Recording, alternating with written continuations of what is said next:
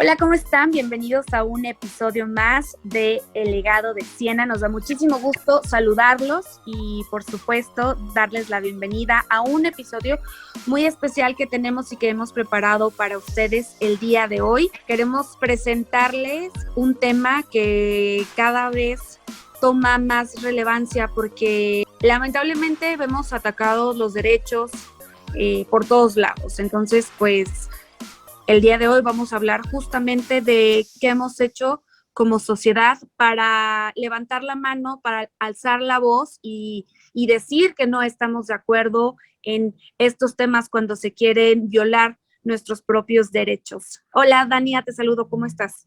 ¿Qué tal, Jazz? Buenas tardes, buenos días a todos los que nos escuchan. Bienvenidos a este nuevo episodio del podcast. El día de hoy, como ya hizo la introducción, tenemos un tema muy interesante y para ello pues contamos con un experto. El día de hoy tenemos un invitado al podcast. Él es Edmundo Becerril. Él es doctor en Derecho Jurídico. Voy a darles a conocer un poquito de la gran trayectoria que él tiene a través de toda su carrera como abogado y ya él nos irá contando detalles muy puntuales sobre la defensa de los de los inocentes, los niños, los adolescentes y bueno, lo que como parte de la sociedad él ha aportado. Como mencionaba, es doctor en Derecho Jurídico por la Universidad de Durango, Campus Aguascalientes. Tiene también maestría en Derecho Constitucional y Administrativo. Su alma mater, pues, es la Universidad Cuauhtémoc. Él tiene su propio bufete jurídico, pero también ha tenido cargos importantes dentro de nuestro estado y en algunos de los municipios de aquí del estado de Aguascalientes. Ha sido director jurídico de la Secretaría de Administración del municipio de Aguascalientes. Ha sido representante legal de agencias aduanales, representante jurídico del municipio de Calvillo, maestro en Derecho Financiero en Universidad Interamericana del Desarrollo.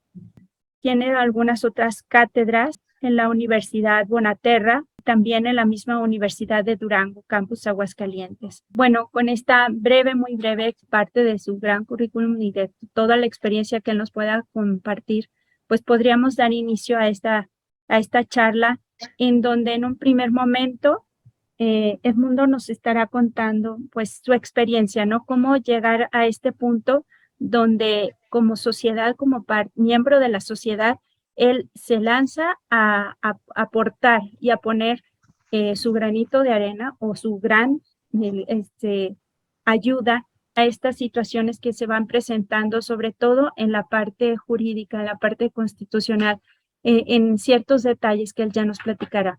¿Qué tal, Edmundo? Buenas tardes. ¿Cómo te encuentras? Hola, ¿qué tal, Dania? Mucho gusto, Yasmín, gracias por esta oportunidad. Gracias a ti por estar aquí con nosotros, Edmundo. Bienvenido. Pues sí, es para platicar y hacer conciencia, que este audio se pueda replicar de lo que la sociedad informada estamos haciendo y de lo que está a nuestro alcance, sobre todo sembrando conciencia, formando conciencias, develando lo que es la verdad de los conceptos. ¿Por qué? Porque estamos como atrapados en medio de una ideología que nos va cercando de alguna forma en conceptos y en leyes, sobre todo en leyes. Entonces, en el ámbito de la ley es muy delicado porque se supone que la ley, todo lo que la ley prevé, se supone que en teoría es bueno. Y si es bueno, inmediatamente se traduce en que es enseñable. Entonces, cuando nosotros advertimos que hay conceptos distorsionados o que tienen doble filo o que son equivocados, debemos de actuar pues, en el límite de nuestras capacidades. Así es, Edmundo. Nos gustaría que nos platicaras un poquito de dónde nace en ti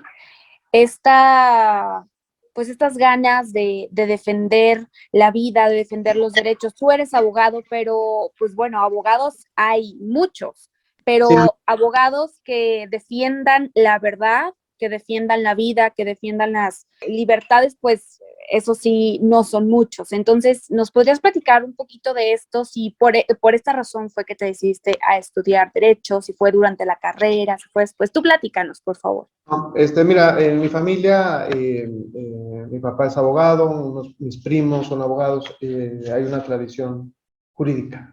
También desde joven tuve inquietudes de participar en la política, participaba muy activamente, me acuerdo que me desgastaba en las campañas y todo eso. Una diputada federal en su momento me pidió que le ayudara como asesor allí en el Congreso de la Unión. Y ahí me di cuenta de que estaba en ciernes un proyecto de ley de niños, ley de derechos de niños. Y me decía, haz un proyecto de ley de derechos de niños, porque ahí viene uno, algo así mencionaba. Pero yo estaba pensando, pues ya tenemos la Convención de los Derechos del Niño, y esa pues está bien. Pero nunca me imaginé de que se estaba cocinando una legislación aparentemente buena, pero que lleva muchos gérmenes equivocados y conceptos equivocados. Entonces, no fue sino hasta cuando salió una ley publicada en el 2014, el 4 de diciembre del 2014 se publicó en el Diario Oficial de la Federación la Ley General de Derechos de Niños, Niñas y Adolescentes. Cuando en una primera lectura no se advierte, pero en una segunda lectura empecé a comprender algunos conceptos equivocados.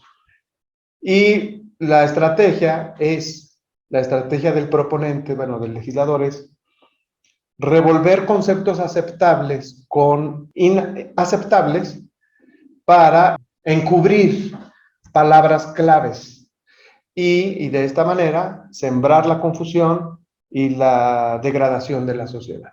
Pero me fui un poquito más para atrás en mi estudio y en mi análisis y decía, falta algo. Entonces me fui al estudio de la Constitución. Estamos hablando, la Ley General de Derechos de Niños se publicó en el 2014, pero la Constitución de nuestro país, de México, el artículo primero constitucional data desde 1917 y tuvo su primera reforma hasta el año 2001. Hasta el año 2001. Entonces, en el año 2001 se insertó un tercer párrafo en donde hablan, ya tiene un discurso de la no discriminación. Y en el discurso de la no discriminación ponían cosas aceptables, pero y escondiendo palabras claves que son inaceptables. Por ejemplo, el discurso del artículo primero constitucional dice que queda prohibida toda discriminación motivada por el origen étnico, por diversos factores. Pero entre ellos está el factor que es el género, y en ese entonces decía preferencia. Entonces, esa reforma pasó inadvertida porque se estimó por muchos que la palabra género era sinónimo de sexo, pero no fue así. Porque no nos íbamos a imaginar todo lo que venía, o sea, nos estás hablando de y recordemos que en el 95, 5 años antes, en la conferencia de Beijing, ya se venían insertando en la conferencia de Beijing, que la organiza la Organización de las Naciones Unidas, ya era la conferencia en favor de la mujer y cuestiones de género. Ya se venían utilizando este tipo de terminología novedosa. Y claro, y es lo que te digo, no nos íbamos, para nosotros, y sobre todo en ese tiempo, pues te dicen género y tú piensas hombre y mujer y se acabó. Y ahora pues vemos que hay más de 100. O sea, es algo que... Exactamente, entonces, pero pasó inadvertido y decía la perspectiva de género y la gente decía, no, pues sí, a lo mejor es para proteger a la mujer que está indefensa y explotada. Si es así, es bueno. Entonces, así, con esta apreciación, se logró meter. Y el hecho es que no todos los estados votaron a favor de esta reforma. El Estado de México votó en contra, varios votaron en contra. El hecho es que se empezó a develar el sentido cuando en el 2003 se promulga la Ley General para prevenir la discriminación. Y en esta ley se crea un nuevo órgano del Estado, que es el órgano represor del Estado, que favorece toda esta ideología. Y en el artículo primero ya habla de una distinción, dice, no, es una distinción anticonstitucional, porque la Constitución nada más decía que prohibida la discriminación por estado civil, de salud, género, esa es la palabra, y preferencias, pero no establecía más categorías. La Ley General para Prevenir la Discriminación devela primeramente en el 2003 el sentido y establece dos categorías. Dice, que queda prohibida la discriminación por todos los conceptos, y le ponen género, coma, sexo. Entonces ya hay una distinción. Y ahí se devela en una primera instancia el alcance y el contenido. Entonces, la reforma del artículo 2001 no fue sino, para mí, un golpe de Estado subrepticio, en donde revolvían palabras, conceptos aceptables con palabras clave para que en el futuro se pudieran configurar y progresar negativamente la legislación.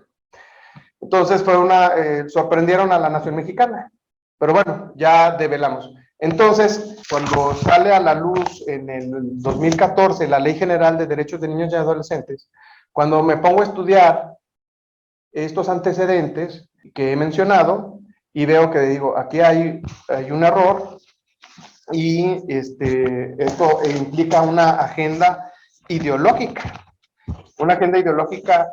terrible. Entonces, interpuse un juicio de amparo, interpuse varios juicios de amparo, impugné entre ellos el artículo primero constitucional, y varios artículos por tener la palabra ideológica y anticientífica género, por esa palabra, y por varios artículos de esta ley que en efecto son muy perjudiciales, y si tengo oportunidad, pues los desglosaré. ¿Y qué sucede, Edmundo? ¿Qué sucede cuando impugnas?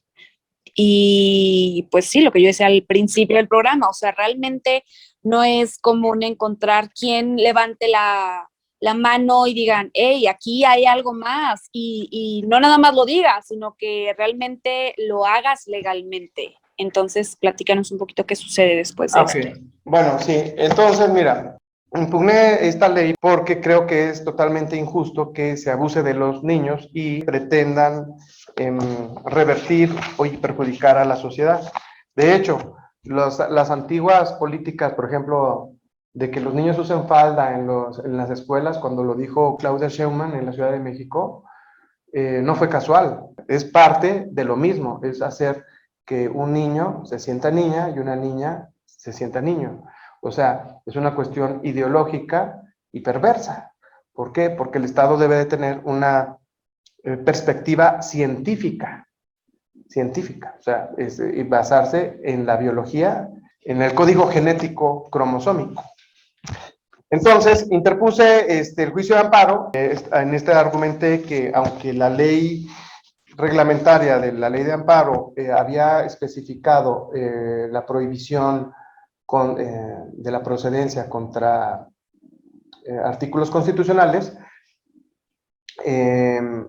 no me podía causar perjuicio en virtud de que existe un principio de progresividad que me beneficia como quejoso, bueno, que beneficia a la parte como quejosa, y los beneficios consagrados en la ley abrogada me surtían efectos hacia el futuro. Entonces, por eso impugné el artículo primero constitucional. Total, para no hacerles el cuento largo, un juicio de amparo cayó en la primera sala de la Suprema Corte, otro juicio de amparo cayó en la segunda sala de la Suprema Corte.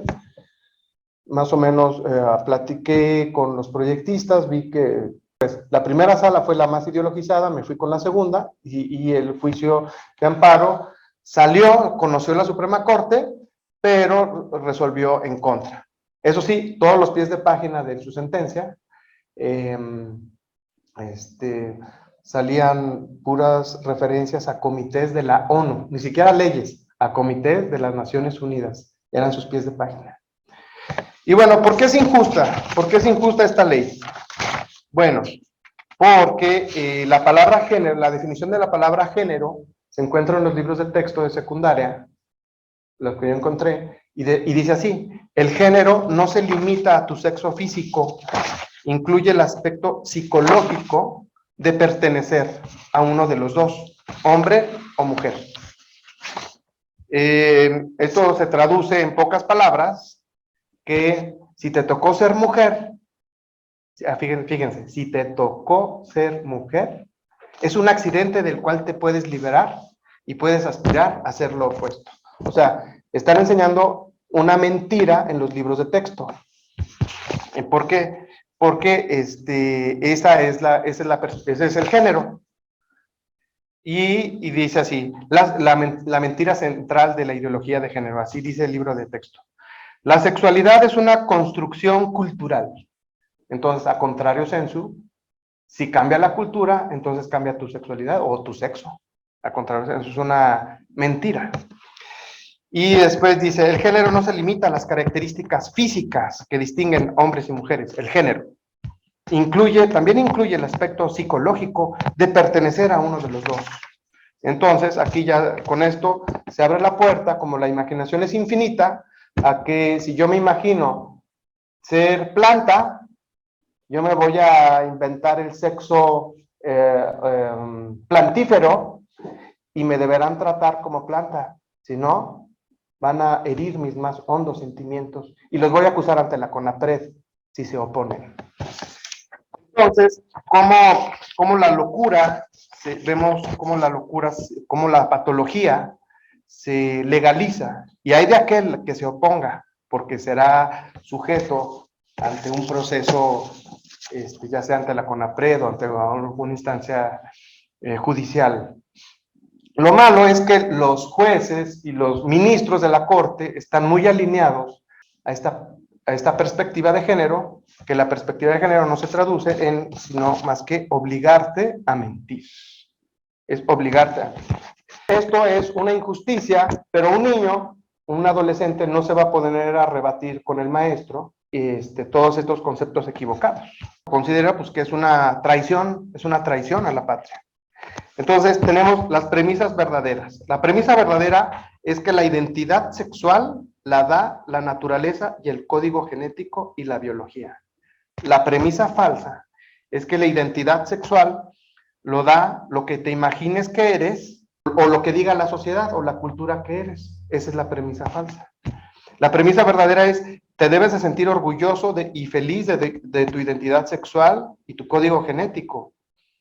La premisa falsa dice así: no es necesario querer a tu código genético, es válido que te repugne tu código genético y odies tu identidad sexual o naturaleza. Entonces, aquí lo que estamos viendo es que con una maraña de ideas, y el ataque pues ya está al rojo vivo, y tenemos que hacer cultura de lo opuesto. Entonces, por esta razón, interpuse el juicio de amparo. Son muchos los artículos que son dañinos. Por ejemplo, habla de que se les deben de garantizar anticonceptivos a los niños, niñas y adolescentes. Hablan de libertad de conciencia, pero si hablan de libertad de conciencia, se está tratando como a un adulto, a un niño, y la conciencia se va formando poco a poco. Por eso violaron el artículo 12 de la Convención Americana de Derechos Humanos, que otorga el derecho a los padres a que reciban la educación religiosa y moral que esté de acuerdo a sus convicciones. Otro de los agravios que hicimos valer es que, por ejemplo, dice la ley, se procurará la utilización de un lenguaje no sexista. Así dice. Entonces yo me quedé pensando, a ver, ¿por qué es malo que una maestra diga, a ver, aquí hagan una fila de niños y aquí otra de niñas? ¿Por qué es malo? O sea, es una ley llena de caprichos que pues no se puede tolerar. Por ejemplo, hay otro artículo que dice, el artículo 57, quienes ejerzan la patria potestad o tutela tendrán derecho a intervenir en la educación que habrá de darse a niños, niñas, en los términos de lo previsto en el artículo 103. O sea, está mal redactada esa ley porque el derecho de los padres no se limita a ni se debe limitar a una intervención, porque la palabra intervención está asociada a la esporadicidad. Y aparte está condicionada, dice, y restringida a lo que diga el artículo 103 de la ley. Entonces, ¿y qué es lo que dice el artículo 103 de la ley? Uno de los artículos es que respetar y cumplir esta ley, que es la libertad de género y todo eso.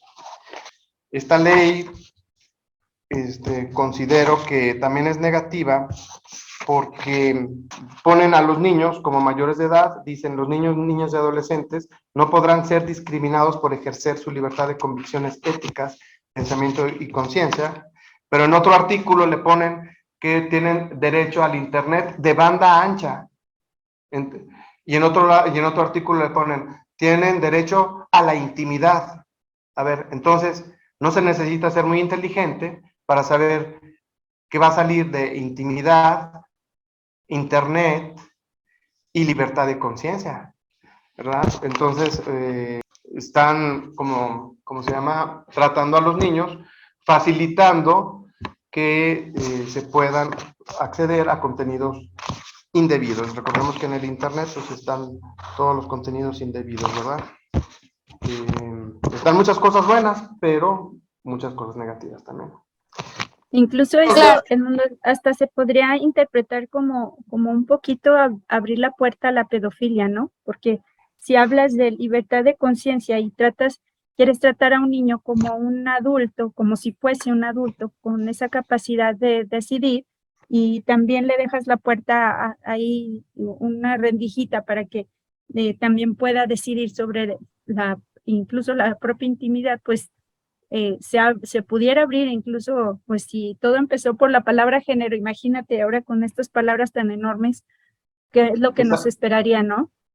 Exactamente, entonces tiene muchos artículos, dice el artículo 37, las autoridades de la federación, o sea, todas, de las entidades federativas, municipios y demarcaciones territoriales, para garantizar la igualdad sustantiva, deberán, recordemos que la ideología de género tiene un nuevo léxico que se está implementando, uno de ellos es igualdad sustantiva. Igualdad sustantiva puede interpretarse muchas cosas, o sea, como que no existen diferencias de sexo, o como que un adulto es igual a un niño, o un niño es igual a un adulto. Y dice así, primero, transversalizar la perspectiva de género en todas las actuaciones. A ver, pero ya tenemos la definición de género, ¿no? Que dice que el género no se limita a tu sexo físico. Es lo que están enseñando en las aulas. El género no se limita a tu sexo físico y por ley dices, se transversalizará la perspectiva de género en todas las actuaciones de la autoridad, procurando un lenguaje no sexista. Este artículo es muy grave. ¿Por qué? Porque para empezar utilizan palabras sofisticadas. Pero mira, no hay más que dos líneas, la línea transversal y la línea paralela. Entonces, la línea transversal cruza todas las líneas paralelas. ¿Y esto qué significa? Que en todas las actuaciones, por ejemplo, que en matemáticas pongan ejercicios donde estén personas que no concuerden con nuestros valores. En español pongan cuentitos en la materia de español que favorezcan a la corrupción de los menores, a que no se identifiquen con su sexo biológico. Que en ética, ahora la ética va a ser corrupción de menores, pongan que es ético automutilarse genitalmente y odiar su esencia o odiar su esencia biológica. Pero como es en todas las actuaciones de la autoridad, puede ser que en los baños públicos haya se permite entrar a los hombres libremente a los baños de mujeres, según su autoapreciación. Entonces, por eso este artículo es muy, muy delicado y peligroso. Continuando con este artículo 37 de la Ley General de Derechos de Niños, Niñas y Adolescentes, al decir transversalizar la perspectiva, que todas las autoridades deben transversalizar la perspectiva de género, significa que en historia van a poner cuentitos que van en contra de los valores, que pueden ir en contra de los valores familiares. O que con nuevo ejercicio para hacer la interculturalidad estudiantil, como nuevo ejercicio que los niños traigan falda. Entonces, para romper su identidad sexual. Y esto es una perversión de la niñez, y esto es la perspectiva de género que quieren impulsar, y como en Canadá ya se está viendo en algunos estados. Entonces, cuando dice transversalizar la perspectiva de género en todas las actuaciones y procurar la utilización de un lenguaje no sexista, significa que quieren que se rompa la identidad sexual de los niños, romperle la identidad. Entonces, por eso, por ser una ley injusta, se impugnó, no tuvimos resultados, pero pensé irme a la Corte Interamericana, a la Comisión Interamericana de Derechos Humanos, pero me enteré que también tanto los de la Comisión como los mismos de la Corte Interamericana también están igual o peor que nuestros ministros. Bueno, un poquito, pues están por el mismo estilo. Entonces, pues ya opté por desistir, por ya no seguir impugnando esta resolución en contra de nuestros valores. Pero bueno, como ciudadanos, hacemos lo que está a nuestro alcance y pues ya de que de Dios sea la victoria, ¿no? Sí, claro, y es que desafortunadamente estamos bajo el yugo de una agenda globalista. Entonces, por más que uno quiera recurrir a otras instancias cada vez más superiores, pues te vas topando con lo mismo, desafortunadamente, o con algo mayor. Pero yo quisiera preguntarte, Edmundo, ¿qué nos sugieres a nosotros como ciudadanos de a pie, que cuando veamos todo este tipo de cuestiones en la escuela de nuestros hijos, que lo veamos en el trabajo, dentro de una empresa, dentro de una institución pública, ¿qué podemos hacer? ¿Qué es lo más recomendable? Porque yo creo que callar y hacer caso omiso no es la solución, porque yo sé que muchas veces la gente pues ni siquiera denuncia o ni siquiera levanta la mano para decirlo, porque pues piensan y creen o creemos que no va a pasar nada y que pues mejor para qué perder el tiempo. Pero desafortunadamente por la omisión también este tema ha avanzado tanto y tenemos pues ya viviendo día a día todo el tema de la Agenda 2030 y cada vez más, como en algún momento lo comentábamos, ellos realmente han hecho un trabajo de muchísimos años atrás, de décadas atrás, y que ahorita pues realmente es ir recogiendo todos los frutos que anteriormente ya sembraron. Entonces, ¿qué es lo que tú nos recomiendas que nosotros podemos hacer? Yo soy una persona espiritual, yo lo que recomiendo también, o sea, primero es tratar de vivir en gracia, primero. Segundo, tener una disciplina de oración, rezarle al Espíritu Santo que nos ilumine nuestra mente, porque estamos llenos de noticias, de propaganda, que aparentemente es buena, pero es de la misma agenda. Y tercero, a formar conciencia en nuestros círculos, en nuestros pequeños círculos, para efecto de que ir haciendo una guerra conceptual. Como alguien dijo, las ideas y los valores del alma son nuestras únicas armas. No tenemos otras, pero tampoco las hay mejores. Así dijo Manuel Gómez Morín, y sí es cierto, o sea, porque nosotros vamos a convencer con nuestra palabra diciendo la verdad. Todo lo que acabo de decir son evidencias, Fue un golpe de Estado, fue un golpe de Estado en el 2001. ¿Cómo pruebas el golpe de Estado? Porque en el 2003 modificaron la ley general y crearon una ley para combatir la discriminación. Entonces, y de alguna manera siendo prudentes y astutos para poder sortear con energía, pero con valor y prudencia estos embates, y no que tratar de no salir lo menos raspados en lo que podamos. Y que a final de cuentas, pues bueno, sabemos que los que somos creyentes, los que profesamos la religión católica, pues también tener muy en cuenta que la batalla ya está ganada. Eso es un hecho, pero pues también a nosotros nos van a preguntar por esas heridas de guerra, por esas cicatrices, por todo lo que así como tú, muchos otros, pues estamos en la lucha. Entonces, pues tenerlo muy, muy en cuenta para que la esperanza no se nos termine y no nos aplaste esto como una gran bola de nieve, porque de verdad a veces es... pues, ¿qué les puedo decir yo a ustedes? O sea, en realidad te das cuenta que a veces es muy fácil que te gane el desánimo y es también muy común que tú digas, es que no puedo con todo esto, es como sentir que viene el mundo encima y en contra de ti.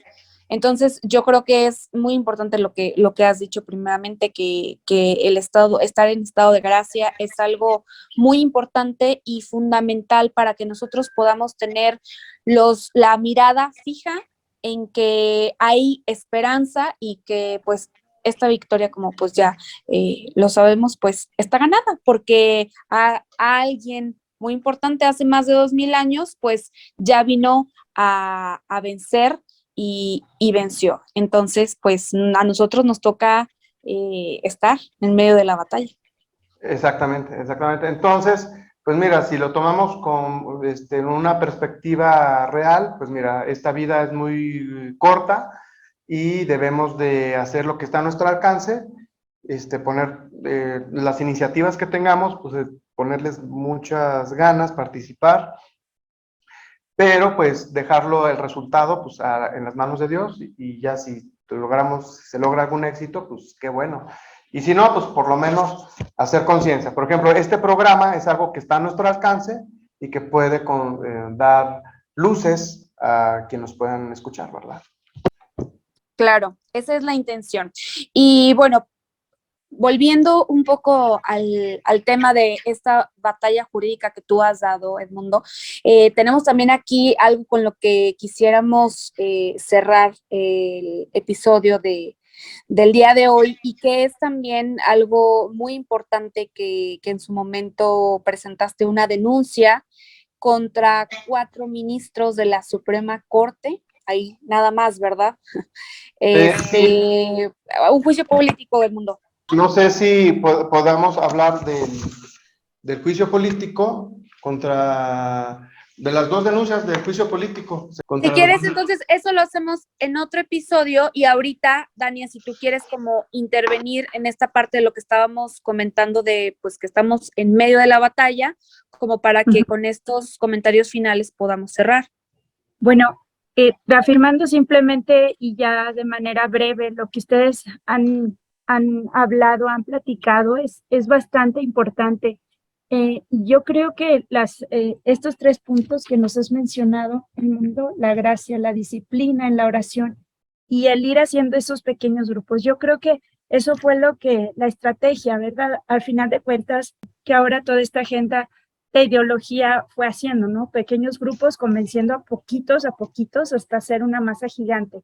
Yo creo que entonces, si de alguna manera nosotros ponemos ese granito de arena en nuestras familias, en lo que es el entorno a nuestras familias, nuestras escuelas, nuestros trabajos, libramos esas pequeñas batallas, pues con la seguridad de que la guerra está ganada. Y yo creo que algo bien importante que puedo resaltar es que tenemos que poner nuestros talentos al servicio de los demás.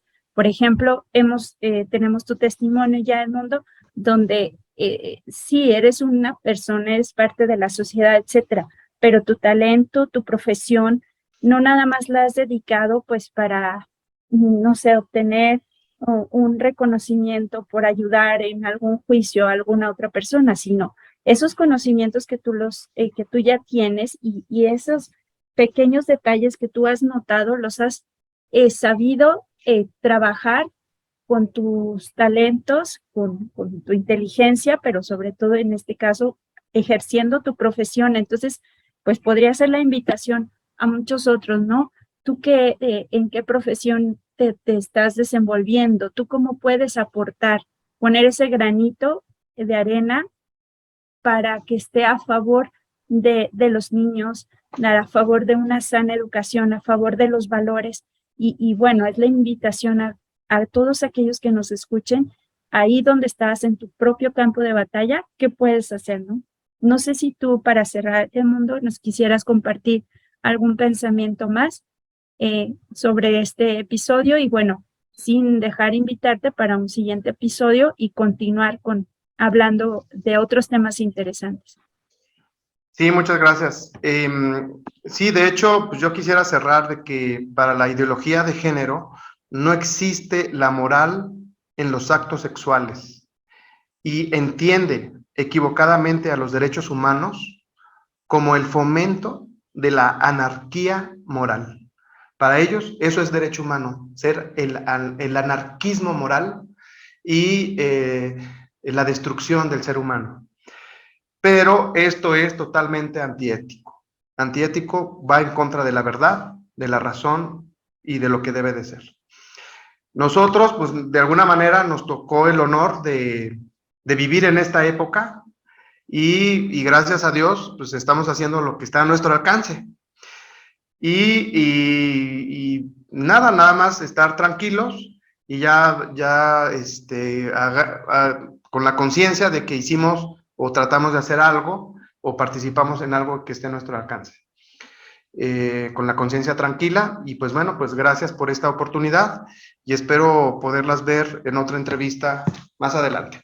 Muchísimas gracias, Edmundo, de verdad, por tu tiempo y por compartirnos, pues, todas estas vivencias y toda esta lucha que has hecho durante estos años. De verdad que Dios te colme de bendiciones y que aparte, pues, te motive a seguir, porque de verdad que los soldados, pues, no son tantos como quisiéramos, pero ojalá el día de mañana justamente esta lucha sirva de ejemplo para las futuras generaciones y para los niños, para los jóvenes que pues de verdad y de todo corazón deseamos que no les llegue tanta perversión y tanto mal. Entonces, pues bueno, gente como tú, de verdad apreciamos y valoramos todo el trabajo y todo el esfuerzo que han hecho. Muchas gracias. Todos somos un equipo. Gracias. Hasta luego. Gracias. Dania, Gracias. muchas gracias. Muchas y les gracias recordamos a todos que nos pueden seguir a través de nuestras redes sociales. Estamos como @legado de Siena. Nos pueden seguir en Facebook y en Instagram. Nos escuchamos en el próximo episodio. Muchísimas gracias. Basta de silencios. Gritad con 100,000 lenguas. Porque por haber